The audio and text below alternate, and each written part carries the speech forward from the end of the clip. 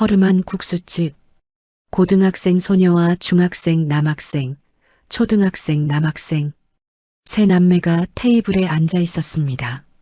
셋 다 울고 있었습니다. 소리 없이 눈물만 뚝뚝 떨어졌습니다. 앞에는 국수 그릇 3개, 김이 모락모락 피어올랐습니다. 애들아, 천천히 먹어. 식당 주인 할머니의 목소리도 떨렸습니다. 고등학생 소녀가 국물을 마셨습니다. 짰습니다. 눈물이 섞여서 더 짜게 느껴졌습니다. 중학생 오빠가 면을 후루룩 먹었습니다. 사례가 들렸습니다. 초등학생 막내가 형 등을 두드렸습니다. 그러다 또 울었습니다.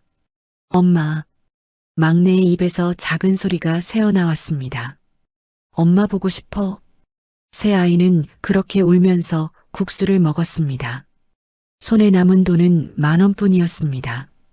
조금 전 엄마의 마지막 유품인 목걸이를 팔았습니다. 20,000원을 받았습니다. 금은방 주인은 말했습니다. 이거 가짜 금도금이야.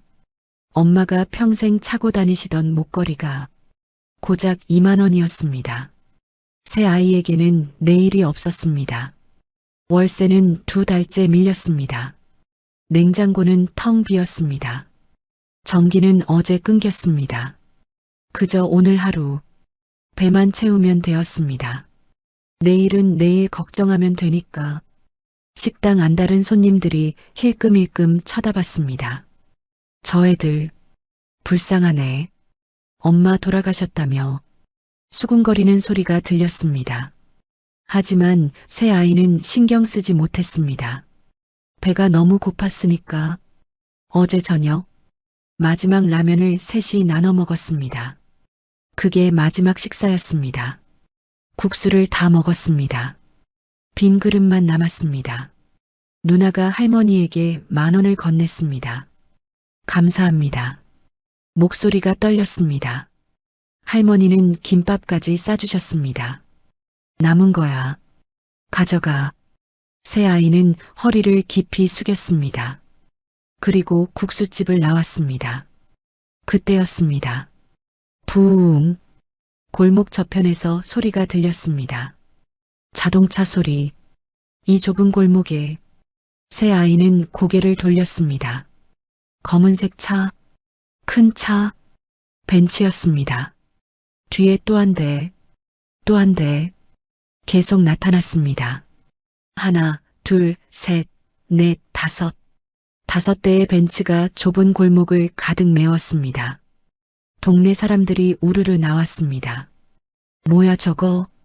여기 무슨 일 있나? 차 문이 열렸습니다. 정장 입은 사람들이 쏟아져 나왔습니다. 10명도 넘었습니다. 모두 검은 정장, 검은 넥타이. 그중 한 명이 앞으로 나왔습니다. 50대쯤 되어 보이는 남자, 날카로운 눈빛. 그는 새 아이를 발견했습니다. 그리고 다가왔습니다. 천천히, 또박또박. 새 아이는 뒤로 물러났습니다. 겁에 질렸습니다. 남자가 멈췄습니다. 새 아이 바로 앞에서, 그리고 놀랍게도 무릎을 꿇었습니다. 아가씨, 도련님들. 남자의 목소리가 떨렸습니다. 모시러 왔습니다. 식당 안 사람들이 모두 숨을 죽였습니다. 방금까지 울면서 국수를 먹던 가난한 아이들. 엄마 목걸이를 20,000원에 판 아이들. 그 아이들 앞에 왜 벤츠 5대가 나타난 걸까요? 왜 정장 입은 사람들이 무릎을 꿇은 걸까요? 대체 이 아이들은 누구일까요? 30분 후, 이 아이들은 강남 펜트하우스에 앉아 있게 됩니다. 300평 집, 상상도 못할 공간, 그리고 휠체어를 탄 노인을 만나게 됩니다. 너희가 내 손자들이구나. 재벌, 태양그룹 회장, 할아버지. 어떻게 이런 일이 가능할까요? 왜 재벌 손자가 반지하에서 굶주리고 있었을까요? 엄마는 왜 아무 말도 하지 않으셨을까요? 그리고 20,000원짜리 목걸이에 숨겨진 진짜 가치는 무엇일까요? 여러분, 이 놀라운 인생 역전 이야기가 궁금하시다면 지금 바로 구독 버튼을 눌러주세요. 평범해 보이는 사람들의 숨겨진 이야기를 매일 전해드립니다. 알림 설정까지 해두시면 새로운 이야기를 놓치지 않으실 수 있습니다. 그럼 지금부터 이야기를 시작하겠습니다. 벤츠가 오기 4시간 전, 반지하 방에서 눈을 뜬 수진이의 아침부터 그날 아침, 반지하 방에서 눈을 뜬 수진이는 한숨부터 나왔습니다. 천장에 곰팡이가 또 번져 있었습니다. 어젯밤 비가 왔나 봅니다. 벽을 타고 물이 흘러내린 흔적이 선명했습니다. 수진이는 일어나 부엌으로 갔습니다. 냉장고를 열었습니다. 텅 비어 있었습니다. 김치 하나, 달걀 하나 없었습니다. 어제 저녁 마지막 라면을 셋이 나눠 먹었습니다. 누나, 뒤에서 목소리가 들렸습니다. 중학교 2학년인 동생 민준이었습니다. 응, 나 배고파. 민준이의 목소리가 작았습니다. 미안한 듯 했습니다. 수진이는 아무 말도 할 수 없었습니다. 그때 막내 지훈이도 일어났습니다. 초등학교 5학년. 형, 오늘 학교 안 가도 돼? 지훈이가 물었습니다. 가야지. 근데 급식은 먹을 수 있으니까 괜찮아. 민준이가 동생 머리를 쓰다듬었습니다. 수진이는 가슴이 먹먹했습니다. 동생들이 급식으로 배를 채우고 있다는 게 휴대폰이 울렸습니다. 문자였습니다. 월세 60만 원 입금 확인 부탁드립니다. 이번 달까지 밀린 게 2달입니다. 다음 주까지 안 들어오면 계약 해지하겠습니다. 집주인이었습니다. 수진이는 손이 떨렸습니다. 60만 원. 아니, 밀린 게 2달이니 120만 원. 어디서 구한단 말입니까? 편의점 알바를 해도 한 달에 겨우 50만 원 정도였습니다. 학교 끝나고 밤 11시까지 일해도 그 정도였습니다. 누나, 괜찮아? 민준이가 걱정스러운 눈으로 물었습니다. 응, 괜찮아. 수진이는 억지로 웃었습니다. 하지만 괜찮지 않았습니다. 엄마가 돌아가신 지 4달. 교통사고였습니다. 갑자기였습니다. 엄마는 새벽 청소일을 나갔다가 그렇게 돌아오지 못했습니다. 장례비조차 없어서 구청에서 지원을 받았습니다.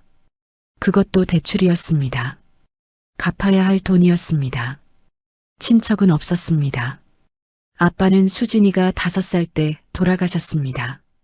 엄마 혼자 셋을 키웠습니다. 청소일, 식당일, 무슨 일이든 했습니다. 그러다 쓰러지신 겁니다. 수진이는 눈물이 났지만 참았습니다. 동생들 앞에서 울 수 없었습니다. 누나, 나 학교 그만둘까? 민준이가 조심스럽게 말했습니다.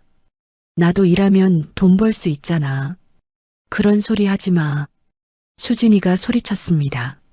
민준이가 깜짝 놀랐습니다. 미안해 민준아. 누나가 해결할게. 너는 학교 다녀야 해. 엄마가 그렇게 바라셨잖아. 수진이의 목소리가 떨렸습니다. 엄마는 항상 말씀하셨습니다. 수진아, 너희들은 꼭 공부해야 해. 엄마처럼 살면 안 돼. 엄마의 목소리가 아직도 귓가에 맴돌았습니다. 수진이는 방 구석을 바라보았습니다. 낡은 서랍장 위에 작은 상자가 있었습니다. 엄마의 유품, 거의 남은 게 없었습니다. 다 팔았습니다.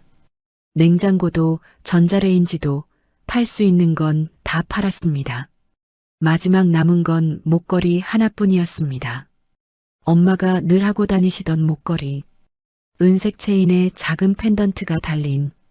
엄마는 그 목걸이를 절대 벗지 않으셨습니다. 씻을 때도 잘 때도 이건 엄마한테 소중한 거야. 엄마가 말씀하셨습니다. 수진이는 그 목걸이를 꺼냈습니다. 손에 쥐니 눈물이 났습니다. 누나, 그거 민준이가 알아봤습니다. 엄마 목걸이 팔아야 할 것 같아.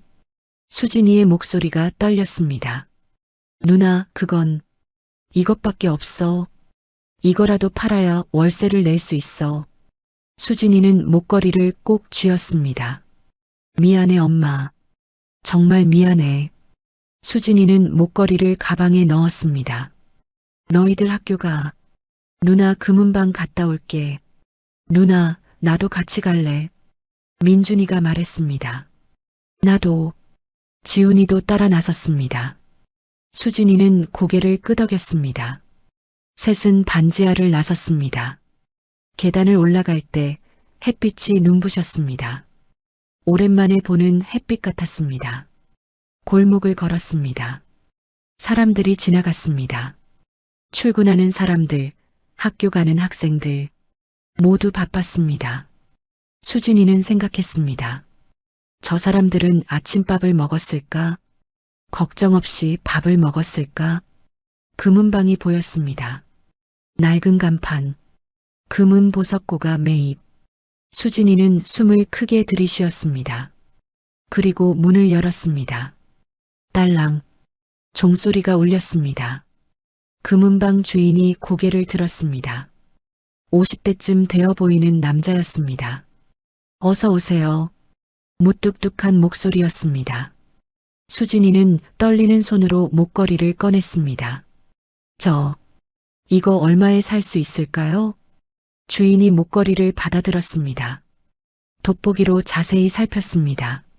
수진이의 심장이 쿵쾅거렸습니다. 제발 좀 비싸게 쳐주세요. 100만 원만 나와도, 아니 50만 원만 나와도 월세라도 낼 수 있어요. 이거. 주인이 입을 열었습니다. 수진이는 침을 꿀꺽 삼켰습니다. 금도금이네요. 네. 수진이의 얼굴이 하얘졌습니다. 진짜 금이 아니에요. 겉에만 금을 입힌 거. 속은 그냥 합금이고. 주인이 목걸이를 내려놓았습니다. 그럴 리가. 우리 엄마가 평생 차고 다니신 건데. 아가씨, 요즘 이런 거 많아요. 금인 줄 알고 차고 다니는데 알고 보면 도금. 2만 원 드릴게요. 2만 원이요? 수진이의 목소리가 떨렸습니다. 민준이가 앞으로 나섰습니다. 아저씨, 이게 2만 원밖에 안 된다고요? 그래. 솔직히 이것도 봐주는 거야. 고물상 가면 5천 원도 안 줘. 주인은 냉정했습니다. 수진이는 목걸이를 바라보았습니다. 엄마의 마지막 유품. 평생 몸에 지니고 다니시던 것. 고작 2만 원이라니. 받을래요, 말래요? 나 바쁘니까 빨리 결정해요. 주인이 재촉했습니다. 수진이는 고개를 끄덕였습니다. 네. 2만 원 주세요. 주인이 지갑에서 10,000원짜리 2장을 꺼냈습니다. 수진이는 그 돈을 받았습니다. 손이 떨렸습니다. 셋은 금은방을 나왔습니다. 밖은 여전히 화창했습니다. 하지만 수진이의 눈에는 아무것도 보이지 않았습니다. 누나. 민준이가 누나의 손을 잡았습니다. 괜찮아. 수진이는 중얼거렸습니다. 하지만 괜찮지 않았습니다. 2만 원. 월세는커녕 이틀 먹을 밥값도 안 됐습니다. 수진이는 손에 든 2만 원을 바라보았습니다. 10,000원짜리 2장. 엄마의 마지막 유품이 이렇게 사라졌습니다. 누나, 배고파. 지훈이가 작은 목소리로 말했습니다. 초등학교 5학년. 아침도 못 먹고 나왔습니다. 어제 저녁도 라면 몇 가닥이 전부였습니다. 수진이는 동생을 바라보았습니다. 지훈이는 예전보다 훨씬 말랐습니다. 볼이 쏙 들어갔습니다. 응, 밥 먹자. 수진이가 말했습니다. 2만 원으로? 민준이가 물었습니다. 응, 우리 국수 먹으러 가자. 수진이는 억지로 웃었습니다. 셋은 골목을 걸었습니다. 국수집이 보였습니다. 할매국수. 오래된 간판이었습니다. 문을 열고 들어갔습니다. 어서 오세요. 할머니가 반갑게 맞았습니다. 이르는 넘어 보이는 할머니였습니다. 이 동네에서 30년 넘게 국수집을 해오신 분이었습니다. 엄마가 살아계실 때 가끔 여기 왔었습니다. 엄마가 일당을 받은 날이면 할머니, 국수 한 그릇이요. 수진이가 말했습니다. 할머니가 새 아이를 보았습니다. 그리고 수진이를 다시 보았습니다. 한 그릇? 네. 수진이의 목소리가 작았습니다. 할머니는 알았습니다. 한 그릇을 시켜서 셋이 나눠 먹으려는 것을. 얘들아, 앉아있어. 할머니가 부엌으로 들어갔습니다. 수진이와 민준이, 지훈이는 구석자리에 앉았습니다. 식당에는 손님이 몇 명 더 있었습니다. 점심시간이 지나서 한산했습니다. 수진이는 테이블을 바라보았습니다. 물때가 낀 테이블, 낡은 의자. 하지만 여기 국수는 맛있었습니다. 엄마가 말씀하셨습니다. 할머니 국수는 정성이 담겨 있어. 그래서 맛있는 거야. 엄마의 목소리가 들리는 것 같았습니다. 수진이는 눈물이 났습니다. 참으려 했지만 참을 수 없었습니다. 누나. 민준이가 누나를 보았습니다. 민준이도 눈물이 났습니다. 지훈이도 울기 시작했습니다. 셋은 그렇게 조용히 울었습니다. 소리 내지 않으려고 애썼습니다. 하지만 눈물은 멈출 수 없었습니다. 애들아. 할머니가 국수를 들고 나왔습니다. 그런데 한 그릇이 아니었습니다. 세 그릇이었습니다. 할머니, 저희 한 그릇만. 괜찮아. 한 그릇값만 내. 애들이 어떻게 한 그릇을 나눠 먹니? 할머니의 목소리도 떨렸습니다. 할머니. 수진이는 더 이상 말을 잇지 못했습니다. 눈물이 쏟아졌습니다. 먹어. 식기 전에 먹어. 할머니가 수진이의 어깨를 두드렸습니다. 민준이와 지훈이도 눈물을 흘렸습니다. 셋은 국수를 먹기 시작했습니다. 눈물을 흘리면서 국물이 짰습니다. 눈물이 섞여서 더 짜게 느껴졌습니다. 하지만 따뜻했습니다. 얼마 만에 먹어보는 따뜻한 밥인지, 아니 국수인지, 지훈이는 후루룩 소리를 내며 먹었습니다. 너무 빨리 먹어서 사례가 들렸습니다. 천천히 먹어. 천천히. 민준이가 동생 등을 두드렸습니다. 수진이는 국수를 먹으면서 생각했습니다. 이 따뜻한 국수를 엄마도 먹었을 텐데, 엄마와 함께 이 자리에 앉아서 먹었을 텐데, 이제는 셋뿐입니다. 엄마 없이 셋뿐입니다. 엄마. 수진이는 중얼거렸습니다. 엄마. 우리 어떡하면 좋아요. 옆 테이블 손님들이 힐끔힐끔 쳐다보았습니다. 수군거리는 소리가 들렸습니다. 저 애들, 엄마 돌아가셨다며. 안 됐네. 진짜 안 됐어. 저렇게 어린 애들이. 수진이는 그 시선들이 견디기 힘들었습니다. 동정, 불쌍함, 그런 눈빛들. 하지만 어쩔 수 없었습니다. 정말로 불쌍한 게 맞으니까. 정말로 딱한 처지니까. 국수를 다 먹었습니다. 빈 그릇을 보니 허전했습니다. 더 먹고 싶었습니다. 하지만 돈이 없었습니다. 할머니, 얼마예요? 수진이가 물었습니다. 10,000원. 할머니가 말했습니다. 국수 한 그릇이 5,000원인데 10,000원만 받겠다는 것이었습니다. 할머니, 됐어. 10,000원만 내. 할머니는 단호했습니다. 수진이는 10,000원을 꺼냈습니다. 손에 남은 돈은 10,000원뿐이었습니다. 할머니에게 10,000원을 건넸습니다. 고맙습니다. 수진이의 목소리가 떨렸습니다. 얘들아. 할머니가 부엌에서 뭔가를 가져왔습니다. 김밥이었습니다. 이거 남은 거야. 가져가. 할머니, 이건 그냥 가져가. 버릴 거야 어차피. 할머니는 김밥을 수진이 손에 쥐어 주었습니다. 수진이는 더 이상 참을 수 없었습니다. 감사합니다. 정말 감사합니다. 목이 메어 제대로 말이 나오지 않았습니다. 민준이와 지훈이도 허리를 깊이 숙였습니다. 할머니 감사합니다. 건강하게 지내야 한다. 알았지? 할머니의 눈에도 눈물이 고였습니다. 셋은 국수집을 나왔습니다. 밖은 여전히 화창했습니다. 햇빛이 따사로웠습니다. 하지만 수진이의 마음은 무거웠습니다. 손에 든 김밥, 주머니에 남은 돈 없음. 내일은 또 어떻게 살아야 할까요? 누나, 우리 집 갈까? 지훈이가 물었습니다. 응, 가자. 수진이가 대답했습니다. 그때였습니다. 골목 저쪽에서 소리가 들렸습니다. 부웅. 자동차 소리였습니다. 이 좁은 골목에 웬 차 소리인가 싶었습니다. 수진이는 고개를 돌렸습니다. 그리고 눈이 커졌습니다. 검은색 차였습니다. 큰 차였습니다. 벤츠? 그것도 한 대가 아니었습니다. 뒤에 또 한 대, 또 한 대, 계속해서 나타났습니다. 모두 5대였습니다. 골목이 좁아서 차들이 일렬로 섰습니다. 주변 사람들이 모두 나와서 쳐다보았습니다. 뭐야 저거? 여기 무슨 일 있나?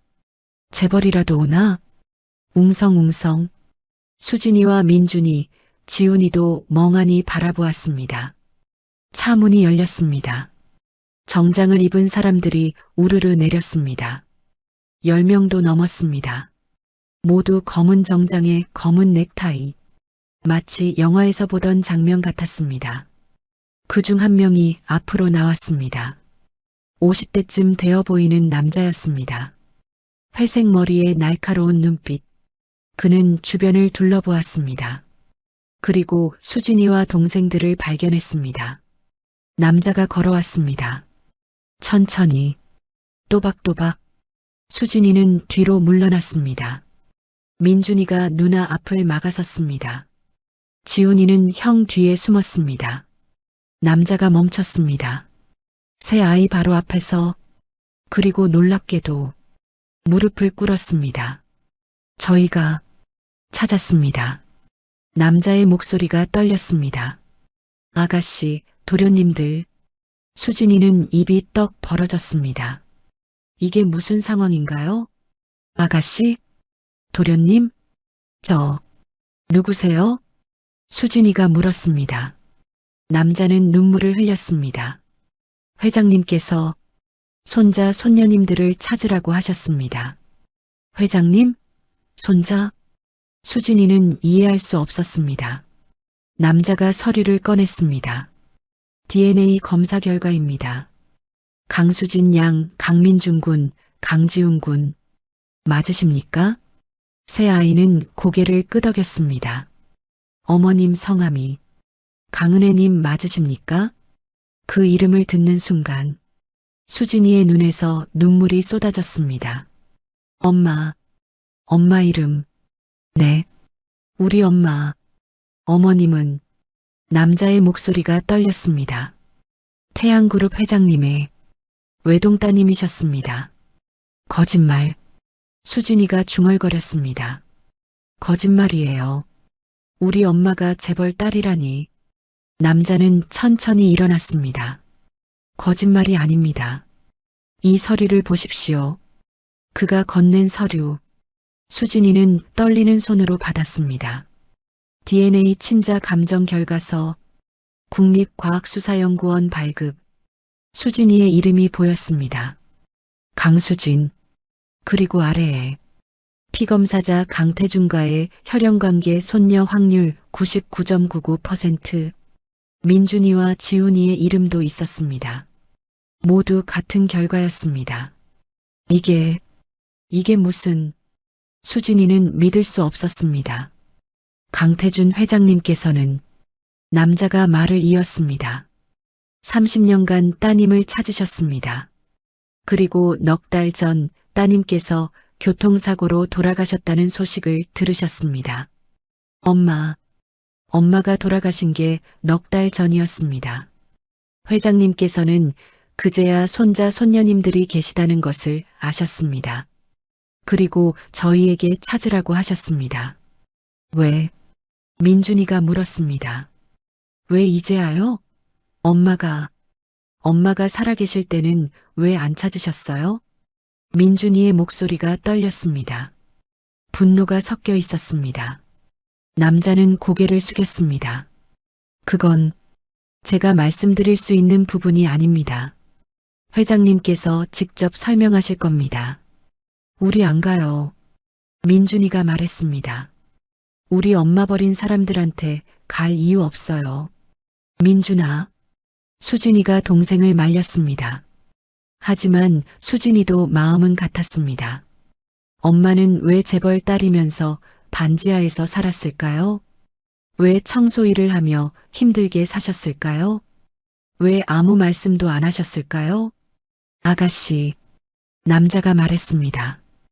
회장님께서 기다리고 계십니다. 한 번만 만나 주십시오. 싫어요. 수진이가 고개를 저었습니다. 우리는 그냥 이렇게 살래요. 그때였습니다. 뒤에서 목소리가 들렸습니다. 애들아, 국수집 할머니였습니다. 할머니, 가봐라. 내 엄마 아버지가 어떤 사람인지 왜 그랬는지 들어는 봐야지. 할머니의 눈빛이 따뜻했습니다. 내 엄마가 하늘에서 뭐라고 하시겠니? 애들이 굶고 있는데. 수진이는 입술을 깨물었습니다. 할머니 말이 맞았습니다. 지금 당장 내일 먹을 게 없었습니다. 집에서 쫓겨날 처지였습니다. 하지만 괜찮아. 일단 가보거라. 마음에 안 들면 그때 나오면 돼. 할머니가 수진이의 손을 잡았습니다. 수진이는 민준이와 지훈이를 보았습니다. 우리 어떻게 할까? 민준이는 여전히 화가 나 있었습니다. 하지만 지훈이를 보았습니다. 초등학생 동생, 어제부터 제대로 먹지 못한 동생, 누나가 결정해. 민준이가 말했습니다. 수진이는 숨을 깊이 들이쉬었습니다. 알겠습니다. 한 번만 만나볼게요. 남자의 얼굴이 밝아졌습니다. 감사합니다, 아가씨. 이쪽으로 오십시오. 남자가 차로 안내했습니다. 벤츠 S클래스. 수진이는 이런 차를 타본 적이 없었습니다. 아니, 가까이서 본 적도 없었습니다. 차 문이 열렸습니다. 안은 놀라웠습니다. 가죽 시트, 넓은 공간. 수진이, 민준이, 지훈이가 탔습니다. 차가 출발했습니다. 뒤에 4대의 차가 따라왔습니다. 동네 사람들이 모두 나와서 구경했습니다. 저 애들이 재벌이었어? 세상에, 몰랐네. 수군거리는 소리가 들렸습니다. 차 안은 조용했습니다. 수진이는 창밖을 바라보았습니다. 익숙한 골목이 지나갔습니다. 반지하 집도 보였습니다. 그곳에서 넉 달을 살았습니다. 엄마 없이 이제 그곳을 떠나는 건가요? 어디로 가는 거예요? 수진이가 물었습니다. 댁으로 모시겠습니다. 앞 좌석의 남자가 대답했습니다. 댁? 네. 아가씨와 도련님들의 집입니다. 수진이는 이해할 수 없었습니다. 우리 집은 반지하인데. 차는 계속 달렸습니다. 한강을 건넜습니다. 강남으로 들어갔습니다. 주변 건물들이 달라졌습니다. 높은 빌딩들, 깨끗한 거리. 수진이는 이쪽에 와본 적이 거의 없었습니다. 차는 한 아파트 단지 앞에 멈췄습니다. 타워 팰리스. 수진이는 그 이름을 들어본 적이 있었습니다. 뉴스에서 연예인들이 사는 곳, 재벌들이 사는 곳, 여기가, 네, 아가씨의 댁입니다. 남자가 차 문을 열었습니다. 수진이는 내렸습니다. 민준이와 지훈이도 따라 내렸습니다. 로비로 들어갔습니다. 화려했습니다. 대리석 바닥, 샹들리에, 제복을 입은 사람들이 허리를 숙였습니다. 어서 오십시오. 엘리베이터를 탔습니다. 꼭대기층 버튼을 눌렀습니다. 펜트하우스. 엘리베이터가 올라갔습니다. 귀가 먹먹했습니다. 지훈이가 수진이 손을 꼭 잡았습니다. 누나, 무서워. 괜찮아. 누나가 있잖아. 수진이가 동생 손을 꼭 잡았습니다. 하지만 수진이도 무서웠습니다. 엘리베이터가 멈췄습니다. 문이 열렸습니다. 그리고 수진이는 숨이 멎었습니다. 현관이 보였습니다. 아니, 현관이라고 하기에는 너무 넓었습니다. 대리석 바닥, 높은 천장, 거대한 그림. 이쪽으로 오십시오. 남자가 안내했습니다. 신발을 벗었습니다. 수진이는 자신의 낡은 운동화가 부끄러웠습니다. 안으로 들어갔습니다. 거실이 보였습니다. 아니, 거실이라고 부를 수 있을까요? 너무 넓었습니다. 반지하 집 전체보다 넓었습니다. 바닥부터 천장까지 이어진 창문. 서울 야경이 한눈에 들어왔습니다. 와, 지훈이가 감탄했습니다. 민준이도 입을 다물지 못했습니다. 수진이는 꿈을 꾸는 것 같았습니다. 이게 현실인가요? 몇 시간 전까지 우리는 라면도 없어서 굶었는데, 전기도 끊겨서 양초를 켰는데, 앉으십시오. 소파를 가리켰습니다. 하얀색 가죽 소파. 수진이는 조심스럽게 앉았습니다. 너무 푹신했습니다. 민준이와 지훈이도 앉았습니다. 잠시만 기다려 주십시오. 회장님께서 곧 오실 겁니다. 남자가 나갔습니다. 셋만 남았습니다. 조용했습니다. 너무 조용했습니다. 반지하는 항상 시끄러웠습니다. 위층에서 발소리, 골목에서 차소리, 여기는 아무 소리도 들리지 않았습니다. 누나, 여기가 정말 우리 집이야? 지훈이가 물었습니다. 모르겠어. 수진이는 대답할 수 없었습니다. 이 모든 게 너무 갑작스러웠습니다. 몇 시간 전만 해도 엄마 목걸이를 2만 원에 팔았는데, 국수집에서 울면서 국수를 먹었는데, 이제 펜트하우스에 앉아 있습니다. 저기, 사람 온다. 민준이가 말했습니다. 복도에서 발소리가 들렸습니다. 느린 발소리였습니다. 그리고 휠체어 소리. 수진이는 긴장했습니다. 회장, 엄마를 버린 사람. 그 사람을 이제 만나는 겁니다. 문이 열렸습니다. 휠체어를 탄 노인이 들어왔습니다. 70대쯤 되어 보였습니다. 하얀 머리, 깊게 패인 주름. 하지만 눈빛은 날카로웠습니다. 노인은 새 아이를 보았습니다. 그리고 멈췄습니다. 한참을 그렇게 바라보았습니다. 수진이는 눈을 마주쳤습니다. 노인의 눈에서 눈물이 흘렀습니다. 은혜야. 노인이 중얼거렸습니다. 내가 은혜 닮았구나. 엄마 이름. 너희가. 노인의 목소리가 떨렸습니다. 너희가 내 손자들이구나. 수진이의 눈에도 눈물이 났습니다. 이 사람이 할아버지라니. 엄마의 아버지라니. 왜? 수진이의 목소리가 나왔습니다. 왜 엄마를 버렸어요? 노인은 고개를 떨구었습니다. 그건 내 평생 가장 큰 잘못이었다. 노인은 한참을 말없이 앉아 있었습니다. 휠체어에 앉은 채 손은 떨렸습니다. 30년 전 노인이 입을 열었습니다. 너희 엄마는 21살이었다. 수진이는 숨을 죽였습니다. 엄마 이야기, 들어본 적 없는 엄마의 과거. 은혜는 내 외동딸이었어. 하나밖에 없는 딸. 노인의 목소리가 떨렸습니다. 대학교 3학년 때였지. 은혜가 남자를 데려왔다. 우리 아빠. 민준이가 중얼거렸습니다. 그래, 너희 아버지.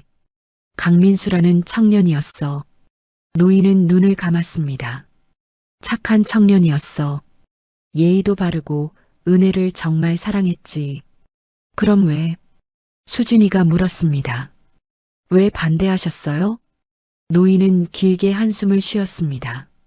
가난했거든. 그 청년이. 그게 뭐가 잘못인데요? 민준이가 소리쳤습니다. 가난한 게 죄예요? 우리 아빠가 뭘 잘못했는데요? 민준아. 수진이가 동생을 말렸습니다.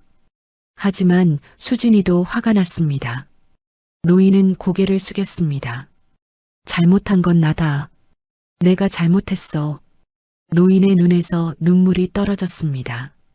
그 청년은 너희 아버지는 고아였어. 고아원에서 자랐지. 대학도 장학금으로 다녔고 노인은 말을 이었습니다. 나는 그게 싫었어. 내 딸이 그런 집안과 결혼한다는 게 집안이 뭐가 중요해요? 수진이의 목소리가 떨렸습니다. 사랑하면 되잖아요. 서로 사랑하면 되잖아요. 그래. 내 말이 맞아. 노인은 얼굴을 손으로 가렸습니다. 하지만 나는 몰랐어. 사랑이 뭔지. 노인은 손을 내렸습니다. 나는 은혜에게 말했어. 그 남자와 헤어지지 않으면 딸로 인정하지 않겠다고. 그래서 엄마는, 은혜는 울면서 말했지. 아버지, 저는 민수 오빠를 사랑해요. 그 사람 없이는 못 살아요. 노인의 목소리가 잠겼습니다. 나는 화가 났어. 딸이 내 말을 안 듣는다는 게. 그래서 쫓아내셨어요? 수진이가 물었습니다. 아니, 노인이 고개를 저었습니다. 은혜가 스스로 나갔어. 집을 나가면서 말했지. 아버지, 제 선택을 존중해 주세요. 저는 민수 오빠와 결혼할 거예요. 노인은 눈을 감았습니다. 나는 끝까지 반대했어. 딸이 문을 나서는데도. 그리고 30년 동안 연락을 안 하신 거예요? 민준이가 물었습니다. 노인은 고개를 끄덕였습니다. 처음 몇 년은 자존심 때문이었어. 딸이 돌아올 거라고 생각했지. 곧 후회하고 돌아올 거라고. 하지만 엄마는 돌아오지 않았습니다. 5년이 지났어. 10년이 지났어. 나는 찾고 싶었어. 하지만 자존심이 허락하지 않았지. 노인은 주먹을 쥐었습니다. 15년쯤 됐을 때 나는 사람을 보냈어. 은혜를 찾으라고. 찾으셨어요? 수진이가 물었습니다. 찾았어. 은혜는 반지하에 살고 있었어. 노인의 목소리가 떨렸습니다. 새 아이를 키우고 있었지. 남편은 병으로 죽었고, 아빠, 수진이는 아빠를 거의 기억하지 못했습니다. 5살 때 돌아가셨으니까. 나는 그때 가려고 했어. 은혜에게 가서 미안하다고 돌아오라고 하려고. 왜 안 가셨어요? 민준이가 물었습니다. 노인은 고개를 떨구었습니다. 부끄러웠어. 15년 동안 연락도 안 하고 딸이 힘들게 사는 걸 보고만 있다가 이제 와서 돌아오라고 할 수가 없었어. 그래서 또 안 가셨어요? 수진이의 목소리에 분노가 섞였습니다. 엄마가 얼마나 힘들었는지 아세요? 청소일하고 식당일하고 몸이 부서지도록 일했어요. 수진이의 눈에서 눈물이 쏟아졌습니다. 엄마는 우리 셋 먹이려고 하루에 4시간밖에 안 주무셨어요. 아프면서도 약도 안 사 먹고 일했어요. 수진아. 노인이 손을 뻗었습니다. 만지지 마세요. 수진이가 뒤로 물러났습니다. 엄마가 그렇게 힘들 때 어디 있었어요? 이렇게 좋은 집에서 편하게 살면서 왜 엄마는 안 도와줬어요? 노인은 대답할 수 없었습니다. 할 말이 없었습니다. 모든 게 사실이었으니까. 나는, 노인의 목소리가 떨렸습니다. 나는 비겁했어. 자존심 때문에, 부끄러움 때문에 딸을 버렸어. 노인은 얼굴을 두 손으로 감싸며 울었습니다. 70이 넘은 노인이, 재벌 그룹의 회장이 손자들 앞에서 울었습니다. 미안하다. 정말 미안하다. 노인의 어깨가 떨렸습니다. 은혜야. 아빠가 잘못했어. 아빠가 미안해. 방 안이 조용해졌습니다. 노인의 흐느끼는 소리만 들렸습니다. 수진이는 주먹을 쥐었습니다. 화가 났습니다. 정말 화가 났습니다. 하지만 동시에 가슴이 아팠습니다. 이 노인도 고통받았다는 것을, 30년 동안 후회하며 살았다는 것을. 회장님, 비서가 들어왔습니다. 약 드실 시간입니다. 노인은 고개를 끄덕였습니다. 비서가 약과 물을 건넸습니다. 노인은 떨리는 손으로 약을 먹었습니다. 할아버지, 아프세요? 지훈이가 조심스럽게 물었습니다. 처음으로 지훈이가 입을 연 것이었습니다. 노인은 지훈이를 보았습니다. 아프단다. 많이 아파. 노인이 말했습니다. 암이야. 말기. 수진이의 눈이 커졌습니다. 암? 의사가 말했어. 길어야 1년이라고. 노인은 씁쓸하게 웃었습니다. 그래서 더 급했어. 은혜를 찾으려고. 죽기 전에 미안하다고 말하려고. 하지만 엄마는. 민준이의 목소리가 떨렸습니다. 이미 돌아가셨잖아요. 노인은 고개를 끄덕였습니다. 나는 너무 늦었어. 딸에게 미안하다고 말할 기회조차 없었어. 노인은 새 아이를 바라보았습니다. 그래서 너희라도 찾고 싶었어. 내 손자들, 은혜의 아이들. 노인의 눈에서 또 눈물이 흘렀습니다. 제발, 제발 할아버지 곁에 있어다오. 남은 시간 동안이라도. 수진이는 입술을 깨물었습니다. 민준이는 고개를 돌렸습니다. 지훈이는 눈물을 흘렸습니다. 할아버지, 지훈이가 중얼거렸습니다. 우리 엄마, 엄마도 할아버지 보고 싶었을까요? 노인은 숨이 막혔습니다. 그랬을 거야. 분명 그랬을 거야. 노인이 휠체어를 앞으로 움직였습니다. 지훈이에게 다가갔습니다. 그리고 떨리는 손으로 지훈이의 머리를 쓰다듬었습니다. 할아버지가 너무 미안하구나. 지훈이가 울음을 터뜨렸습니다. 엄마 보고 싶어. 노인이 지훈이를 안았습니다. 나도 보고 싶단다. 은혜가 너무 보고 싶어. 둘은 그렇게 울었습니다. 수진이와 민준이도 눈물을 흘렸습니다. 방 안은 슬픔으로 가득했습니다. 30년 동안 쌓인 슬픔, 후회, 그리움, 모든 것이 눈물로 쏟아졌습니다.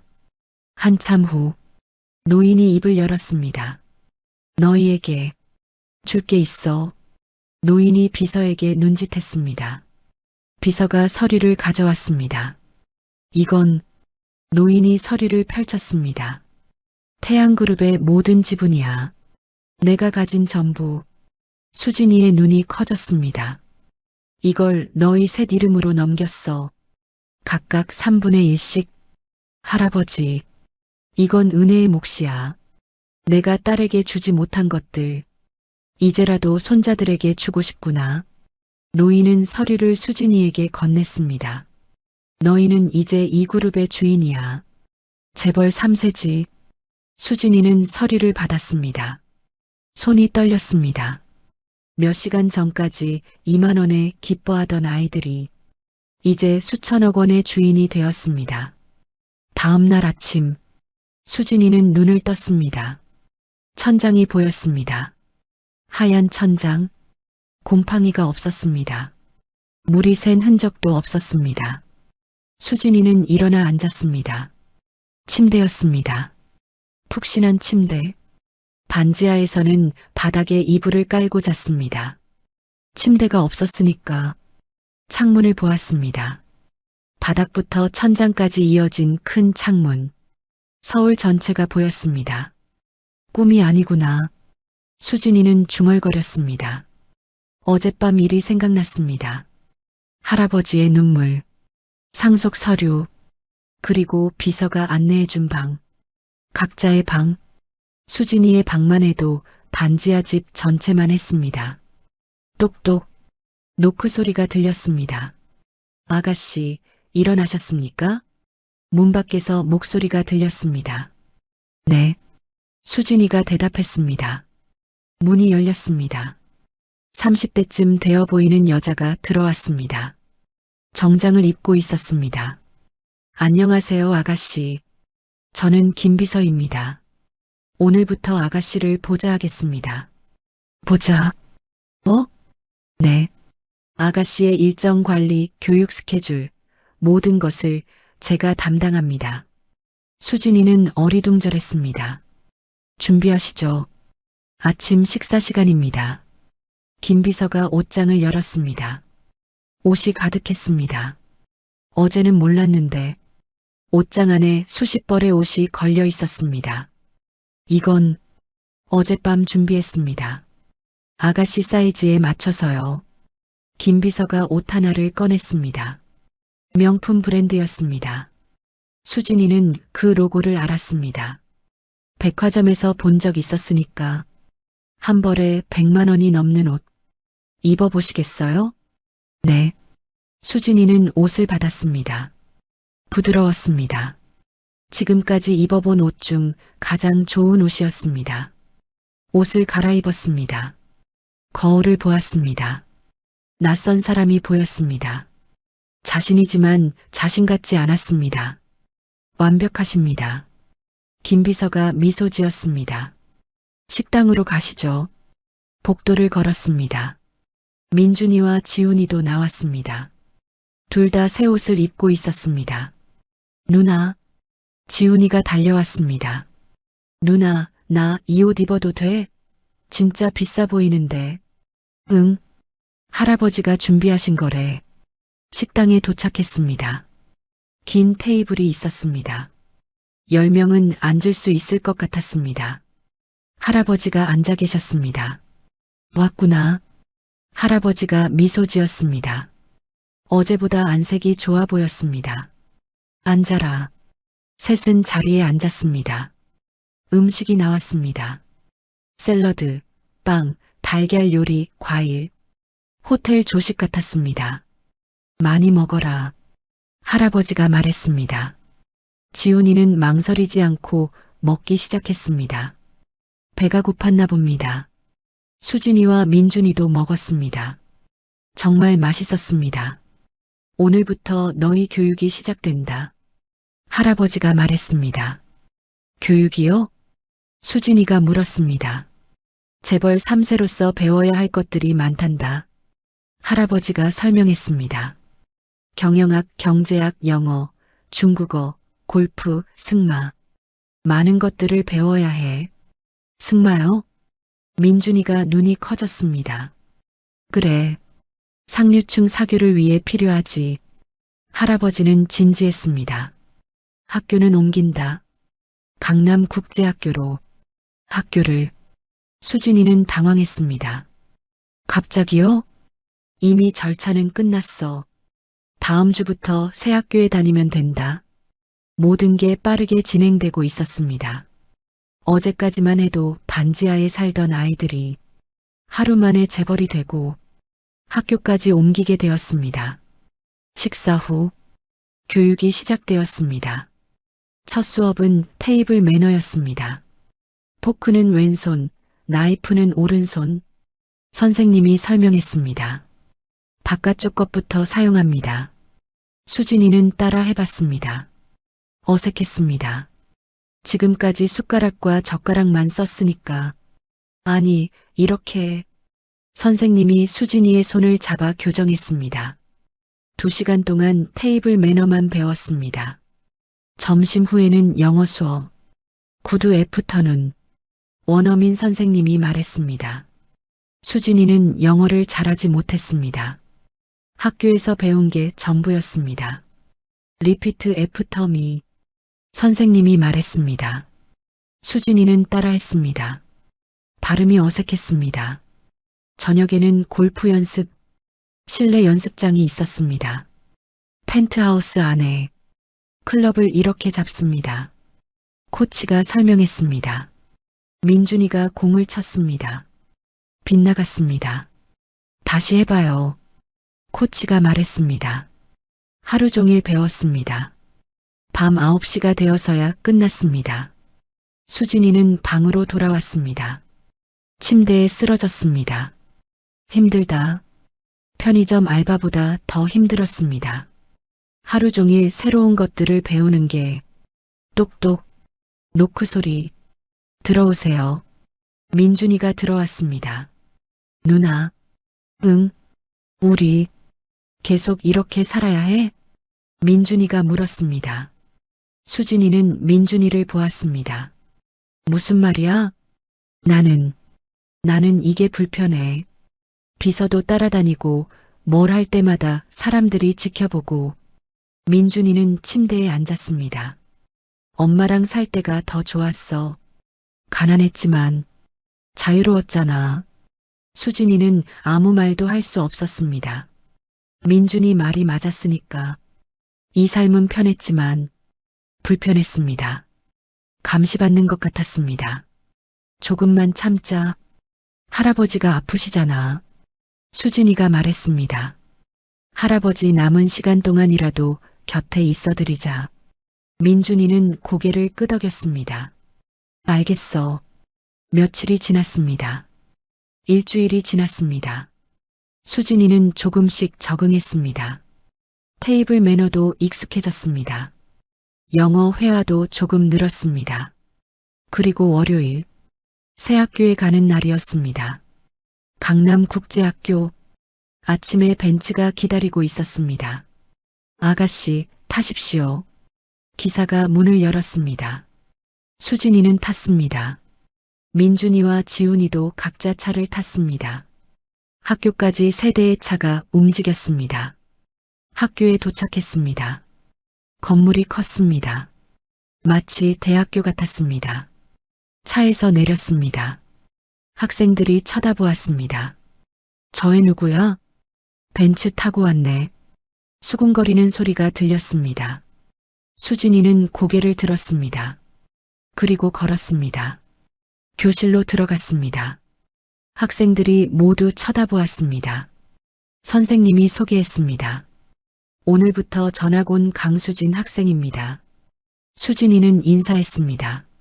안녕하세요. 그때였습니다. 뒷자리에서 익숙한 얼굴이 보였습니다. 수진이는 숨이 멎었습니다.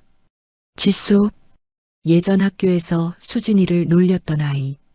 편의점에 와서 공짜로 달라고 했던 아이. 지수도 수진이를 알아봤습니다. 입이 떡 벌어졌습니다. 저기, 수진이? 지수가 중얼거렸습니다. 너, 어떻게? 수진이는 미소 지었습니다. 오랜만이야, 지수야. 지수의 얼굴이 창백해졌습니다. 자신이 놀렸던 애가, 편의점 알바하던 애가 벤츠를 타고 국제학교에 전학 왔습니다. 명품 교복을 입고 당당하게 서 있습니다. 자, 수진이는 저기 앉아. 선생님이 자리를 가리켰습니다. 수진이는 자리에 앉았습니다. 지수 바로 앞자리였습니다. 수진이는 뒤를 돌아봤습니다. 지수와 눈이 마주쳤습니다. 지수는 눈을 피했습니다. 수진이는 속으로 생각했습니다. 이제 시작이구나. 진짜 인생 역전이. 점심시간. 학생 식당은 시끄러웠습니다. 국제학교답게 외국인 학생들도 많았습니다. 수진이는 트레이를 들고 자리를 찾았습니다. 그때 지수가 다가왔습니다. 뒤에 친구들을 데리고 야, 강수진. 지수가 불렀습니다. 수진이는 돌아봤습니다. 응? 너 진짜 여기 어떻게 온 거야? 지수의 목소리에 당황함이 섞여 있었습니다. 전학 왔잖아. 봤으면서. 수진이는 태연했습니다. 아니, 그게 아니라. 지수가 말을 더듬었습니다. 너 편의점 알바하던 애 아니야? 근데 어떻게 여기?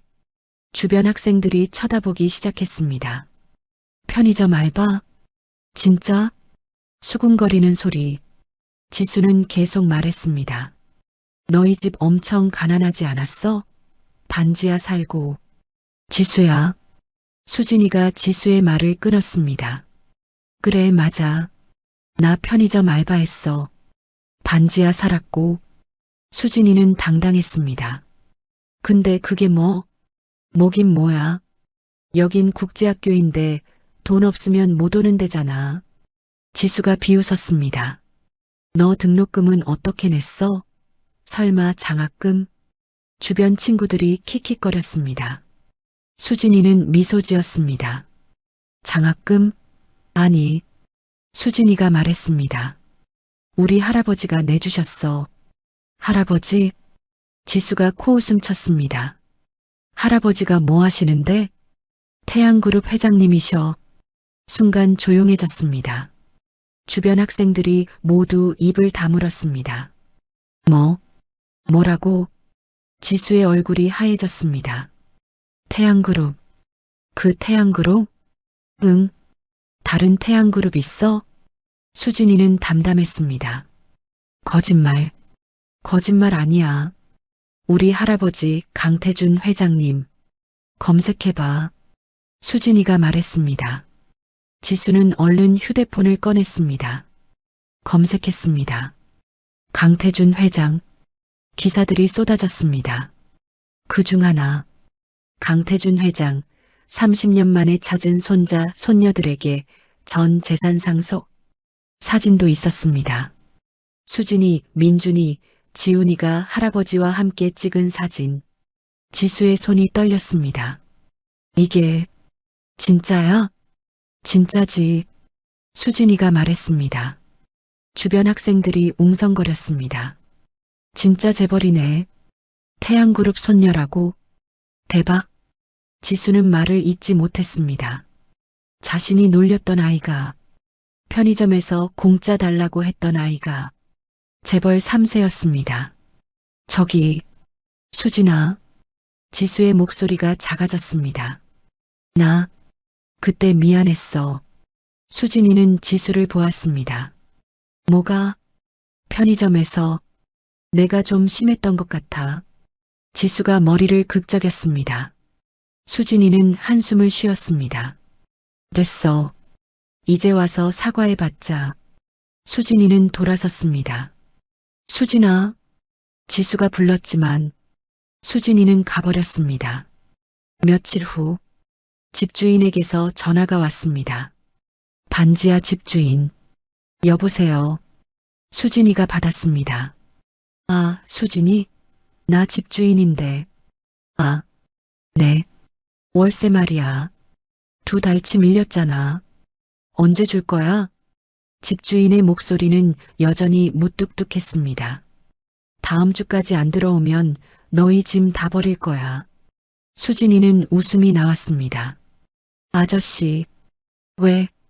그 건물 말이에요. 수진이가 말했습니다. 이미 저희 거예요. 뭐? 어제 우리 할아버지가 그 건물 사셨거든요. 아저씨 건물 주인 바뀐 거 모르세요? 전화기 너머로 당황하는 소리가 들렸습니다. 뭐라고? 확인해 보세요. 등기부등본.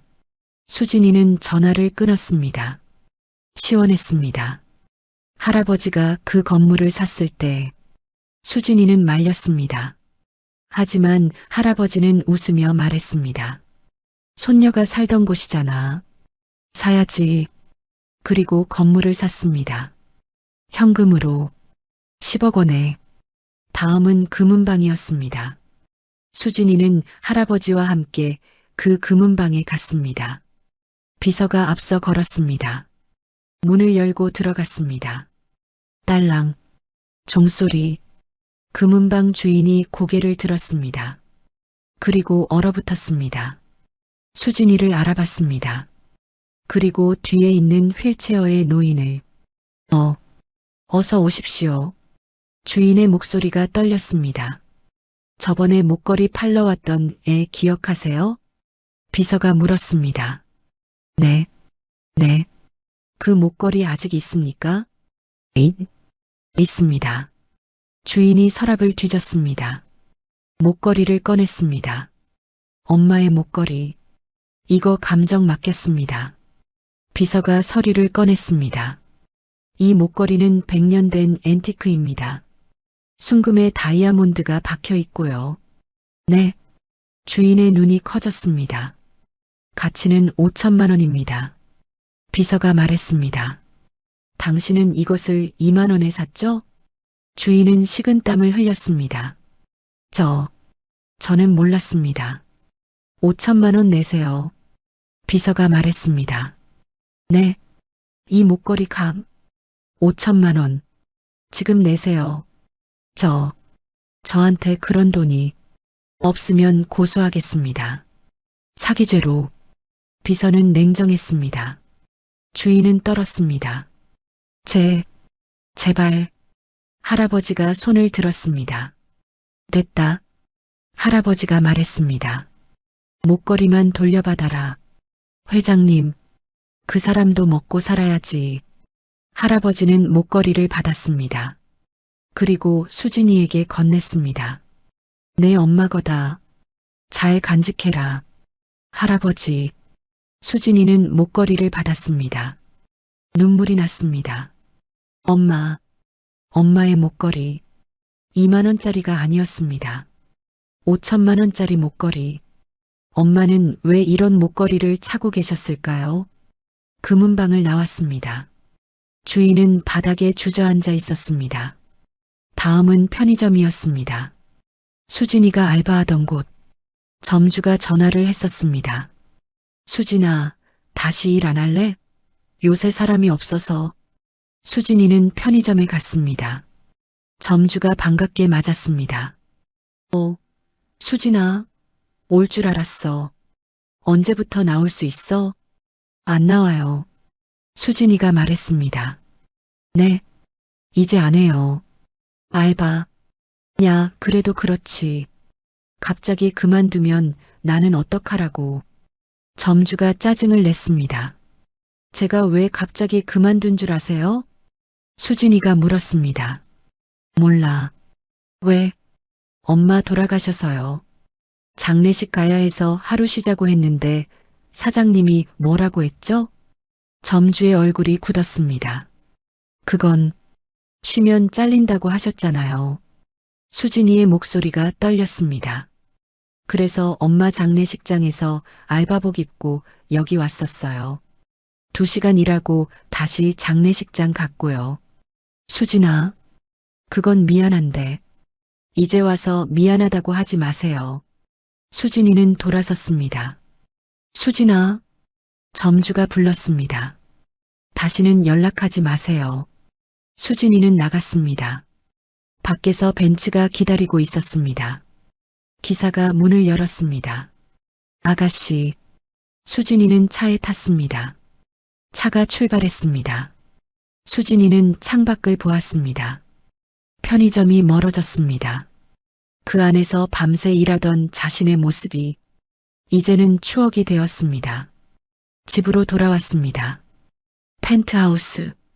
민준이와 지훈이가 기다리고 있었습니다. 누나. 지훈이가 달려왔습니다. 누나 어디 갔었어? 응. 좀 볼일 보고 왔어. 수진이는 웃었습니다. 누나, 나 오늘 승마 배웠어. 지훈이가 신나서 말했습니다. 진짜 말 탔어. 무섭긴 했는데 재밌었어. 그래. 우리 지훈이 대단한데? 수진이가 동생 머리를 쓰다듬었습니다. 민준이가 다가왔습니다. 누나. 응? 나 이제 좀 괜찮은 것 같아. 민준이가 말했습니다. 처음엔 불편했는데 이것도 나쁘지 않은 것 같아. 민준이가 웃었습니다. 엄마가 하늘에서 보시면 좋아하실 것 같아. 우리 이렇게 잘 사는 거. 수진이는 고개를 끄덕였습니다. 그래. 엄마도 좋아하실 거야. 수진이는 목걸이를 꺼냈습니다. 엄마의 목걸이.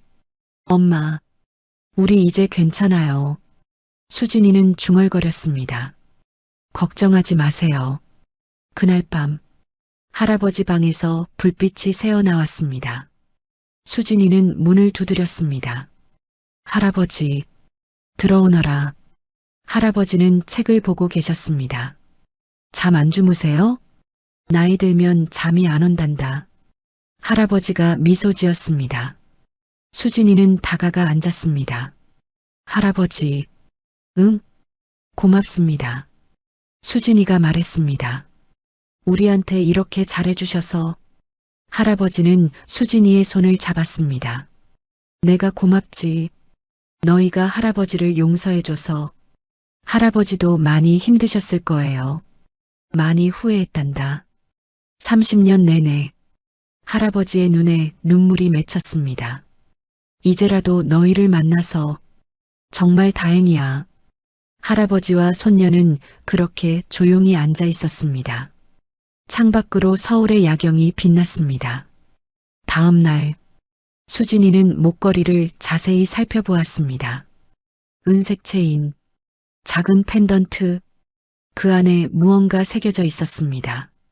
글자였습니다. 작은 글씨, 사랑은 선택입니다. 마이너스 은혜. 엄마의 이름. 수진이는 가슴이 뭉클했습니다. 펜던트를 열어보려 했습니다. 열리지 않았습니다. 이상하네. 수진이는 할아버지를 찾아갔습니다. 서재에 계셨습니다. 할아버지, 왔구나. 할아버지가 책을 내려놓았습니다. 이 목걸이요. 수진이가 목걸이를 보여드렸습니다. 이거 어떻게 여는지 아세요? 할아버지는 목걸이를 받아들었습니다. 손이 떨렸습니다. 이거, 할아버지의 목소리가 잠겼습니다. 이거 내가 은혜한테 준 거다. 할아버지가요? 응. 은혜가 20살 생일 때 할아버지는 목걸이를 쓰다듬었습니다. 이 안에 사진이 들어있어. 할아버지가 펜던트 옆면을 눌렀습니다. 찰칵. 펜던트가 열렸습니다. 안에 작은 사진이 있었습니다. 수진이는 숨을 멈췄습니다.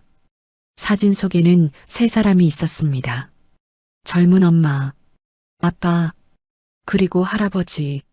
셋이 함께 웃고 있었습니다. 이게 은혜가 결혼하기 전에 찍은 거야. 할아버지가 말했습니다. 내가 반대하기 전 내 아버지를 처음 만났을 때 할아버지는 눈을 감았습니다. 그날 나는 내 아버지가 마음에 들었어. 네. 수진이는 놀랐습니다. 할아버지가 반대했다고 했는데 착한 청년이었거든. 예의 바르고 은혜를 정말 사랑했지. 할아버지의 목소리가 떨렸습니다. 그날 셋이 함께 사진을 찍었어. 은혜가 너무 좋아해서. 그럼 왜? 그날 밤 할아버지가 말을 이었습니다. 회사 이사들이 찾아왔어. 내 아버지를 조사한 결과를 가지고. 수진이는 숨을 죽였습니다. 고아 출신, 빚이 있음, 직장도 불안정함. 할아버지는 주먹을 쥐었습니다. 이사들이 말했지. 회장님 사위로는 안 된다고. 회사 이미지에 안 좋다고. 그래서 마음을 바꾸신 거예요? 아니. 할아버지가 고개를 저었습니다. 나는 괜찮다고 했어. 사랑하면 되는 거 아니냐고. 수진이의 눈이 커졌습니다. 하지만 할아버지의 목소리가 떨렸습니다. 다음 날 주주총회가 있었어. 주주들이 반대했지. 내가 물러나야 한다고. 물러나라고요? 그래. 가난한 사위를 들이는 회장은 자격이 없다고. 할아버지는 눈물을 흘렸습니다. 나는 겁이 났어. 회사를 잃을까봐. 수진이는 아무 말도 할 수 없었습니다. 그래서 은혜에게 말했지. 헤어지라고. 내 아버지를 포기하라고. 할아버지는 얼굴을 손으로 가렸습니다. 은혜는 울면서 물었어. 아버지, 제 사랑보다 회사가 더 중요하세요? 뭐라고 대답하셨어요? 수진이가 물었습니다. 할아버지는 대답하지 못했습니다. 한참 후에야 입을 열었습니다. 나는 아무 말도 못했어. 할아버지의 어깨가 떨렸습니다. 은혜는 그날 밤 짐을 쌌어. 그리고 나가면서 이 목걸이를 차고 나갔지. 왜 가져가셨을까요? 은혜가 말했어. 아버지, 이 목걸이는 가져갈게요. 아버지도 한때는 제 사랑을 축복해 주셨잖아요. 그걸 잊지 않을게요. 할아버지는 목걸이를 수진이에게 돌려줬습니다. 은혜는 끝까지 날 원망하지 않았어. 수진이는 목걸이를 꼭 쥐었습니다. 엄마는 끝까지 할아버지를 사랑했구나. 할아버지, 응, 엄마는 왜 가난하게 사셨을까요? 이렇게 비싼 목걸이를 팔면 됐잖아요. 할아버지는 고개를 저었습니다. 은혜는 자존심이 강했어. 나한테 돌아오고 싶지 않았던 거지. 그리고 할아버지가 말했습니다. 은혜는 너희한테 가난을 가르치고 싶었던 것 같아. 가난을요? 그래. 돈이 전부가 아니라는 걸. 사랑이 더 중요하다는 걸. 할아버지는 창밖을 바라보았습니다. 은혜는 가난했지만 행복했어. 내 아버지와 사랑했고 너희 셋을 키웠지. 할아버지의 목소리가 부러움으로 떨렸습니다. 나는 부자였지만 외로웠어. 딸도 없고 손자들도 몰랐으니까. 수진이는 할아버지의 손을 잡았습니다. 이제는 외롭지 않으시잖아요. 할아버지는 수진이를 보았습니다. 눈물이 흘렀습니다. 고맙구나. 그때 비서가 들어왔습니다. 회장님, 손님이 오셨습니다. 손님? 네. 국수집 할머니시라고 합니다. 수진이와 할아버지는 눈이 마주쳤습니다. 거실로 나갔습니다. 할머니가 서 계셨습니다. 국수집 할머니. 할머니. 수진이가 반갑게 인사했습니다. 수진아. 할머니가 웃었습니다. 잘 지냈니? 네. 할머니는요? 나도 잘 있었지. 할머니는 할아버지를 보았습니다. 회장님이시군요. 편하게 앉으십시오. 할아버지가 자리를 권했습니다. 할머니가 앉았습니다. 제가 온 이유는요. 할머니가 가방에서 봉투를 꺼냈습니다. 이게 뭔가요? 수진이가 물었습니다. 은혜가 내 엄마가 맡긴 거야. 할머니가 말했습니다. 엄마가요? 응. 은혜가 돌아가시기 일주일 전에 왔었어. 그러면서 이걸 맡겼지. 할머니는 봉투를 수진이에게 건넸습니다. 만약 내가 죽으면 수진이한테 전해달라고. 수진이는 떨리는 손으로 봉투를 받았습니다. 편지였습니다. 엄마의 편지. 수진이는 천천히 봉투를 열었습니다. 편지를 꺼냈습니다. 엄마의 글씨. 수진아, 민준아, 지훈아. 수진이는 소리내어 읽기 시작했습니다. 엄마가 이 편지를 쓰는 이유는 엄마가 없어도 너희가 잘 살 수 있도록 도와주고 싶어서야. 너희에게 말 못한 비밀이 있어. 너희 할아버지에 대한 이야기. 할아버지는 나쁜 사람이 아니야. 단지 겁이 많았던 사람이지. 엄마는 할아버지를 원망하지 않아. 오히려 고마워. 할아버지가 반대했기에 엄마는 진짜 사랑이 뭔지 알게 됐거든. 너희 아빠와의 사랑. 그리고 너희 셋. 엄마는 가난했지만 행복했어. 너희가 있었으니까. 만약 엄마가 죽고 나서 할아버지가 너희를 찾으면 할아버지를 용서해줘. 할아버지도 평생 후회하며 살았을 거야. 그리고 수진아. 수진이의 목소리가 떨렸습니다. 너는 누나잖아. 동생들 잘 챙겨줘. 엄마가 못해준 것들 이제는 할아버지가 해주실 거야. 사랑해. 우리 수진이, 민준이, 지훈이. 엄마는 하늘에서 항상 너희를 지켜볼게. 엄마가. 편지가 끝났습니다. 수진이는 울었습니다. 민준이와 지훈이도 옆에 와서 편지를 보며 울었습니다. 할아버지도 눈물을 흘렸습니다. 할머니도 눈물을 닦았습니다. 은혜는 정말 착한 아이였어. 할머니가 말했습니다. 끝까지 누구도 원망하지 않았지. 할아버지는 고개를 숙였습니다. 미안하다. 은혜야. 정말 미안하다. 수진이는 할아버지에게 다가갔습니다. 그리고 안았습니다. 할아버지, 엄마가 용서하라고 했어요. 수진아, 우리도 할아버지 용서해요. 이제 가족이잖아요. 민준이와 지훈이도 다가왔습니다. 넷은 그렇게 안고 울었습니다. 할머니는 미소 지으며 지켜봤습니다. 방 안에는 따뜻한 기운이 흘렀습니다. 30년 동안 떨어져 있던 가족이 이제야 하나가 되었습니다. 엄마의 사랑으로 창밖으로 햇살이 들어왔습니다. 따뜻한 햇살. 마치 엄마가 미소 짓고 있는 것 같았습니다. 하늘에서 사랑하는 가족들을 지켜보며 한 달 후 국수집 앞에 사람들이 모여 있었습니다. 공사인부들이 바쁘게 움직였습니다. 낡은 간판이 내려지고 있었습니다. 새 간판이 올라갔습니다. 은혜네 국수, 엄마의 이름. 할머니가 국수집 앞에 서 계셨습니다. 눈물을 흘리며 이게 무슨... 수진이가 다가갔습니다. 할머니께 선물이에요. 수진아, 할머니가 우리한테 국수 주셨잖아요. 그때 우리 정말 배고팠어요. 수진이가 말했습니다. 할머니 덕분에 버틸 수 있었어요.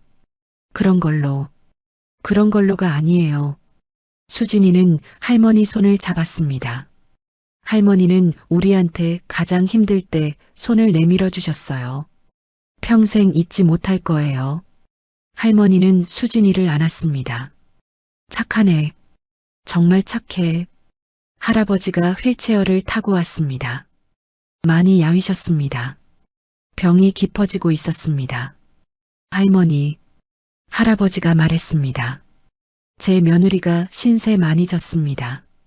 아이고 회장님, 이 가게 리모델링 비용은 저희가 냈습니다. 그리고 매달 운영비도 지원하겠습니다. 할아버지가 서류를 건넸습니다. 그리고 이 건물, 할머니 명의로 해드렸습니다. 네, 건물을요?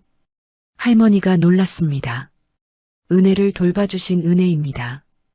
할아버지는 고개를 숙였습니다. 감사합니다. 할머니는 울면서 절을 했습니다.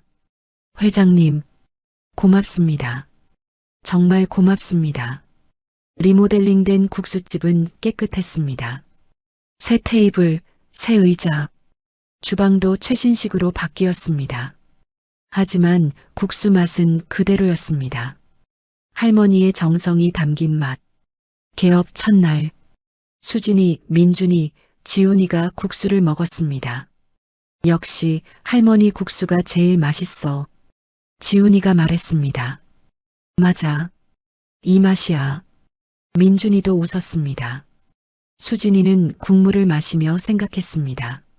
몇 달 전, 이 자리에서 울면서 국수를 먹었었지. 그때는 내일이 막막했는데, 이제는 모든 게 달라졌습니다. 저녁, 펜트하우스로 돌아왔습니다. 할아버지가 서재에서 기다리고 계셨습니다. 할아버지, 수진이가 들어갔습니다. 잘 다녀왔니? 네. 할머니가 정말 좋아하셨어요. 할아버지는 미소 지었습니다. 하지만 그 미소가 약했습니다. 할아버지, 괜찮으세요? 응, 괜찮단다. 하지만 괜찮지 않았습니다. 호흡이 거칠었습니다. 할아버지, 수진아. 할아버지가 수진이를 불렀습니다. 응? 할아버지, 부탁 하나만 들어줄래? 뭔데요? 내일, 은혜묘에 가자. 같이. 수진이는 고개를 끄덕였습니다. 네. 다음 날, 공동묘지, 엄마의 묘암. 할아버지는 휠체어에서 내려 무릎을 꿇었습니다. 은혜야. 할아버지의 목소리가 떨렸습니다. 아빠가 왔다. 할아버지는 묘비를 쓰다듬었습니다. 미안하다. 정말 미안하다. 눈물이 뚝뚝 떨어졌습니다. 아빠가 잘못했어. 내가 살아있을 때 미안하다고 못해서. 할아버지는 엎드렸습니다. 용서해다오. 제발 용서해다오. 수진이도 무릎을 꿇었습니다. 민준이와 지훈이도. 엄마, 수진이가 말했습니다. 우리 잘 지내고 있어요. 할아버지도 만났어요. 엄마, 나 이제 승마도 배웠어. 지훈이가 말했습니다. 그리고 영어도 잘하게 됐어. 엄마 자랑스럽지? 민준이도 말했습니다. 엄마, 우리 이제 배고프지 않아. 매일 맛있는 거 먹어. 할아버지는 계속 울었습니다. 한참 후 할아버지가 일어났습니다. 수진이가 할아버지를 부축했습니다. 할아버지, 엄마가 용서하셨을 거예요. 그럴까? 네, 분명히요. 수진이는 확신했습니다. 엄마의 편지가 증명하니까 차를 타고 돌아왔습니다. 할아버지는 계속 창밖을 보았습니다. 뭔가 생각에 잠긴 듯 했습니다. 석 달 후, 계절이 바뀌었습니다. 여름이 왔습니다. 할아버지의 병은 깊어졌습니다. 이제 침대에서 일어날 수 없었습니다. 의사가 말했습니다. 길어야 한 달입니다. 수진이는 매일 할아버지 옆에 있었습니다. 민준이와 지훈이도. 할아버지, 물 드릴까요? 고맙구나. 할아버지의 목소리는 약했습니다. 할아버지, 아프세요? 지훈이가 물었습니다. 아니야. 너희가 있어서 안 아파. 할아버지는 새 손자를 보았습니다. 할아버지는 정말 행복했단다. 할아버지, 너희를 만나서 정말 다행이야. 할아버지의 손이 떨렸습니다. 수진이가 그 손을 잡았습니다. 할아버지, 우리도 행복해요. 그래, 다행이다. 할아버지는 눈을 감았습니다. 은혜야, 아빠가 간다.